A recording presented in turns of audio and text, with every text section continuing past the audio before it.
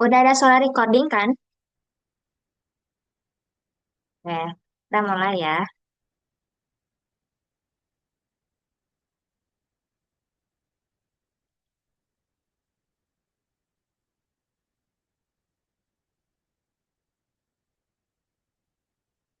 Assalamualaikum warahmatullahi wabarakatuh. Salam, Om Swastiastu, Namo Buddhaya, salam kebajikan bagi kita semua. Yang terhormat Bapak Andri Ardiansa MBA, selaku dosen pengampu mata kuliah perilaku konsumen, serta teman-teman yang saya banggakan. Puji dan syukur kita panjatkan kehadirat Tuhan Yang Maha Esa karena atas rahmat dan karunia-Nya kita dapat berkumpul pada kesempatan ini dalam keadaan sehat.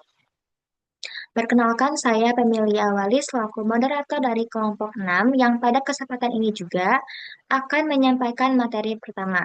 Kelompok kami akan mempresentasikan laporan tentang analisis perilaku konsumen terhadap brand Remove. Laporan ini disusun untuk memenuhi tugas perilaku konsumen. Dengan anggota kelompok ada Dila Padilla Aprilia, Pemilia Awali, Muhammad Pria, Dewi Murtados, Lupana Antika, dan juga Wiwi Irawati. Baik, tanpa berlama-lama, mari kita langsung ke pembahasan pertama. Dimulai dari latar belakang. Reebok merupakan sebuah brand sepatu yang tidak hanya menjual produk, tetapi juga mengusung konsep ekspresi diri. Brand ini hadir dengan tagline For the Bold and apologetic, yang berarti ditujukan bagi individu yang berani tampil beda tanpa takut penilaian orang lain. Target pasar dari Remove adalah mahasiswa dari Gen Z urban yang dikenal sebagai generasi kreatif, ekspresif, dan terbuka terhadap tren baru. Secara konsep, strategi ini sebenarnya sangat relevan dengan karakteristik target pasar baru. Namun, permasalahan utama yang dihadapi oleh Remove adalah adanya ketidakseimbangan antara minat dan tindakan pembelian. Artinya, banyak konsumen yang tertarik dan menyukai brand ini tetapi tidak sampai pada tahap membeli produknya.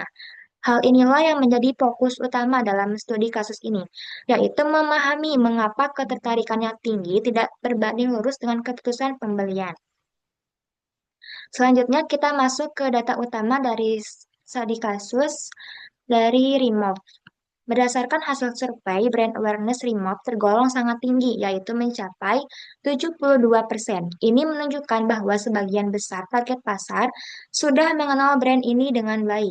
Selain itu, sebanyak 68% responden menilai brand ini keren secara dan 60% menganggap desainnya unik. Artinya, secara persepsi, Remove berhasil membangun citra yang kuat dan menarik di mata konsumen. Namun terdapat permasalahan yang cukup signifikan yaitu conversion to purchase yang hanya sebesar 24%.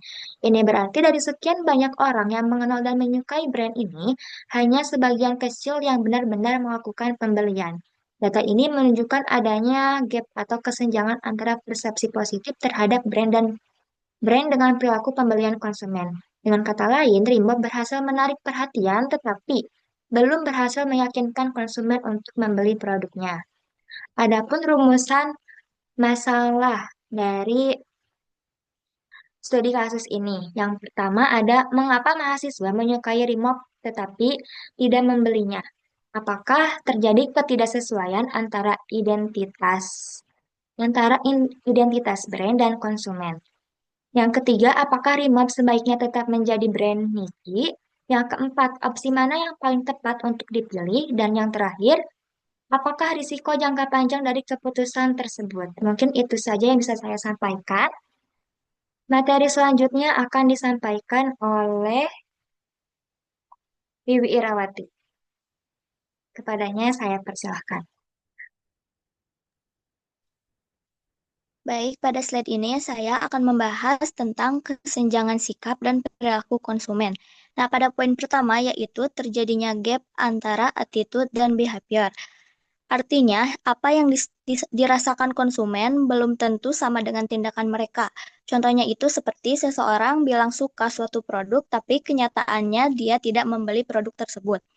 Yang kedua yaitu mahasiswa menyukai desain namun ragu untuk membelinya. Misalnya, mereka membeli produk dengan desain yang lucu dan estetik di media sosial. Mereka suka dan tertarik, tapi ketika mau membeli, mereka jadi ragu karena harga agak mahal atau merasa belum terlalu butuh. Yang ketiga yaitu brand kuat dalam menciptakan daya tarik visual. Contohnya itu, brand tersebut punya tampilan produk yang menarik, packaging yang bagus, dan feed Instagram yang rapi sehingga orang tertarik untuk melihat dan membeli. Dan yang terakhir yaitu konvensi pembeli masih rendah. Artinya, walaupun banyak yang melihat dan tertarik, hanya sedikit yang benar-benar membeli. Contohnya itu, banyak yang like dan komen di postingan, tapi yang check out produknya sedikit. Jadi dapat disimpulkan, menarik perhatian saja belum cukup, dan juga harus bisa meyakinkan konsumen supaya benar-benar melakukan pembelian. Mungkin cukup sekian yang dapat saya sampaikan. Selanjutnya saya kembalikan kepada moderator.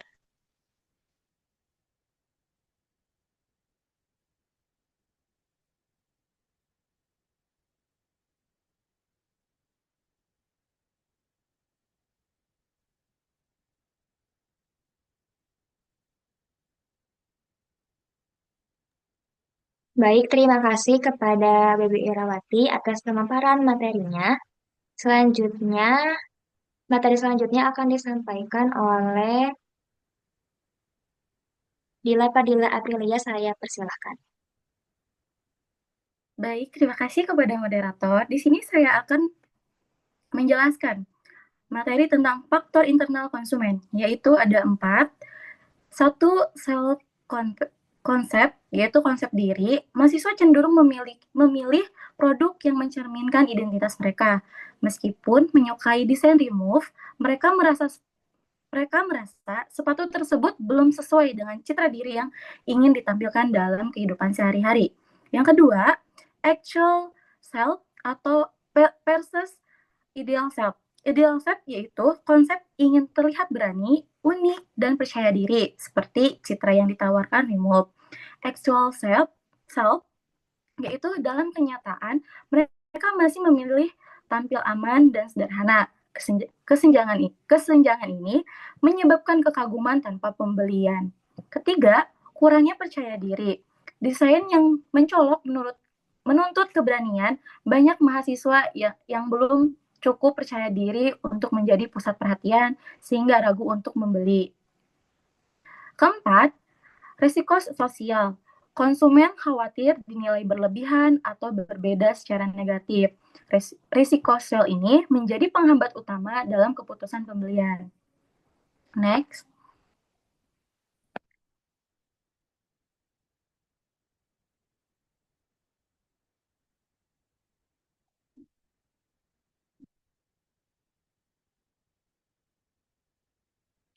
Baik, di sini saya akan menjelaskan faktor eksternalnya juga. Ada 3, yaitu pengaruh kelompok referensi. Teman sebaya memiliki pengaruh besar terhadap pilihan passion mahasiswa. Jika lingkungan mereka tidak menggunakan brand yang mencolok, mereka cenderung menghindarinya demi menyesuaikan diri. Yang kedua, norma sosial lingkungan sekitar. Lingkungan kampus umumnya mendukung gaya berpakaian yang sederhana dan nyaman. Produk yang terlalu ekstrim dianggap kurang sesuai dengan norma tersebut. Ketiga, karakteristik Gen Z yang membutuhkan penerimaan sosial. Gen Z dikenal ekspresif dan kreatif, tetapi tetap menginginkan pengakuan diri dari lingkungan. Mereka ingin tampil unik, namun tidak ingin merasa terasing dari kelompoknya. Konsep menyukai remote bukan karena mereka tidak berani, tetapi karena mereka belum siap untuk mengekspresikan keberanian tersebut dalam kehidupan nyata. Mungkin itu saja yang bisa dapat saya sampaikan. Saya kembalikan kepada moderator.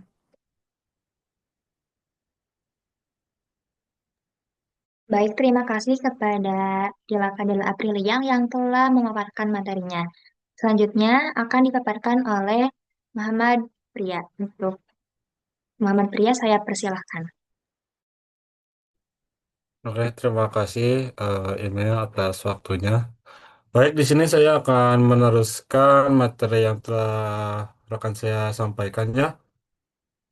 Di saat ini saya akan membacakan materi yang tentang posisi Reebok sebagai brand niche.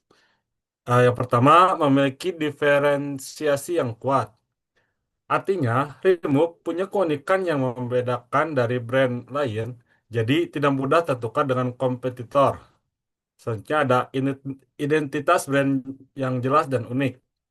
Brand ini punya karakter yang konsisten baik dari segi visual maupun pesan, sehingga mudah dikenali oleh target pasar. Ketiga, ada pasar relatif yang terbatas.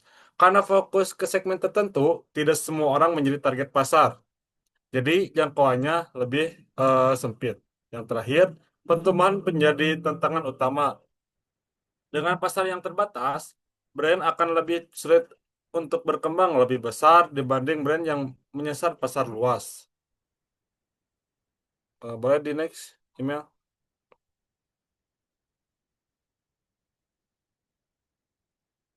Oke, selanjutnya ada alternatif strategi. Yang pertama, mempertahankan positioning yang berani. Maksudnya adalah tetap menjaga ciri khas brand agar tidak kehilangan identitas yang sudah kuat. Selanjutnya ada meluncurkan sub-brand minimalis. Membuat versi brand yang lebih sederhana untuk menarik pasar yang lebih luas tanpa mengubah brand utama.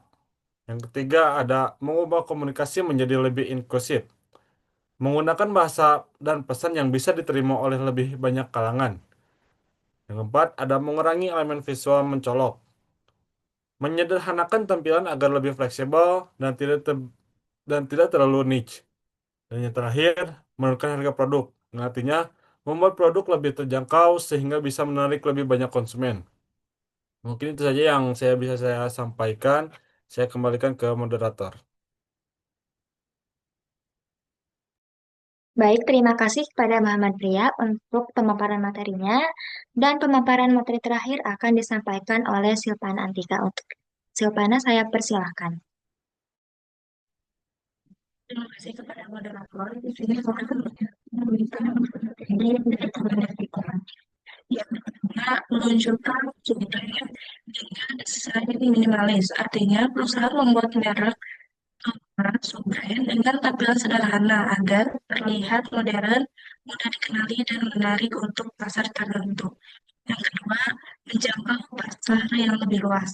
Dengan adanya subbrand, perusahaan bisa masuk ke segmen pasar baru, misalnya anak muda, kelas menengah, dan lain-lain. Yang ketiga, mempertahankan identitas brand utama. Walaupun ada sub-brand, brand utama tetap dijaga agar tidak kehilangan ciri khas dan kepercayaan konsumen. Yang terakhir, meningkatkan penjualan dan daya saing. Strategi ini bertujuan agar produk lebih kompetitif dibanding pesaing dan penjualan meningkat. Next.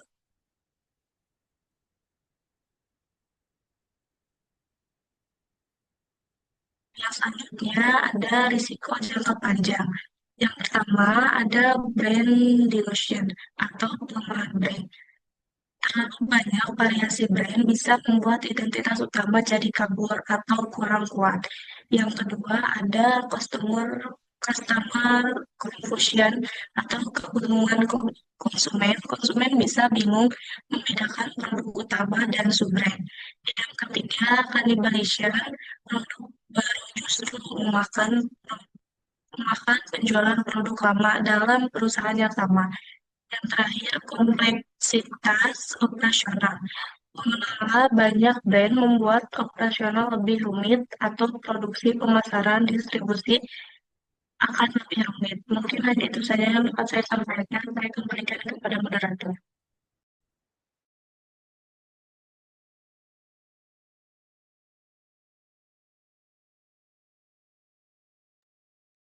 Baik, terima kasih kepada Silvana Antika atas pemaparan materinya.